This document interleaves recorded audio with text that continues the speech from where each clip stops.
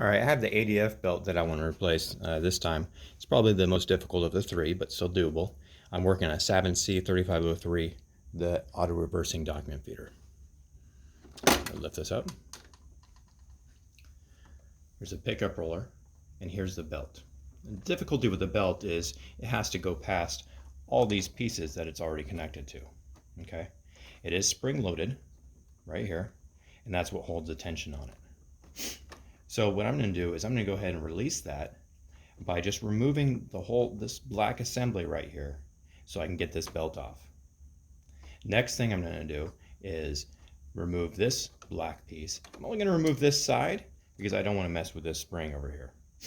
But if I remove this side and get it away far enough, then I'm going to be able to move this belt over this whole assembly and eventually over this rod when I take it off. So first, I'm going to go ahead and remove this. There's no screws or anything. It simply is just some pressure holding it in place. And so what I'm going to do is just kind of pull up here and push it forward. Okay? Now note that this belt is now free to be replaced. I'm going to go ahead and turn this a little bit sideways, just kind of work it out. Now this unit's out. Okay? It does go in this way. Note the direction here, the shape of this, and that it clips in this place. That'll be important later moving forward. Now that this belt is released, I'm going to go ahead and release this whole black assembly on that side by pretty much the same method. I'm just pulling up while pushing down another unit. Okay, and now that releases that. Next, I'm going to move that belt over a little bit. And I'm just going to push it back in place just so it sits there properly. Next, I have the belt right here. I'm going to go ahead and use the spring-loaded bar, this whole metal bar assembly, push it in, and lift this up, and take the belt off. Okay?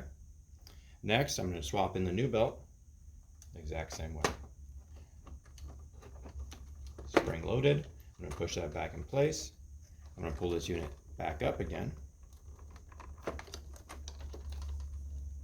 I'm trying to use pressure to pull it up, but not too much, so it's actually sitting properly. I'll move this all the way back in. At this point, I can go ahead and push this back in place.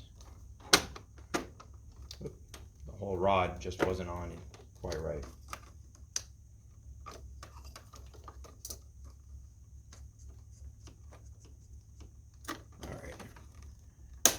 There we go. Okay, so this assembly is back in place.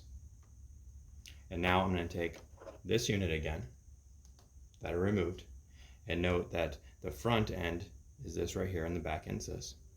And I'm going to put it right back in the same way I took it off. Okay? Make sure the belt is loose. Put it in there just like that, and just move the belt around it. Hopefully you can see that without my hand in the way. And now it's going to feel a little pressure, but that's okay. Let the springs engage and compress. And then I'm going to pull it up, and you see it's going to snap right back in where it needs to go. Okay? And make sure the belt's set properly. Looks to be. You want it to be in the center of both the rollers that it's on. There we go. And I can see black on either side here and here. And same with up here. There's a couple little grooves on this roller that I want to be in between. Close that. You will want to note that this black piece remains on top of this little felt pad right there. There's also a notch right here that has to stay in between. So if that's on the wrong side, then this could just go the wrong way. And same over here, okay? See my spring still engaged. This is working as expected.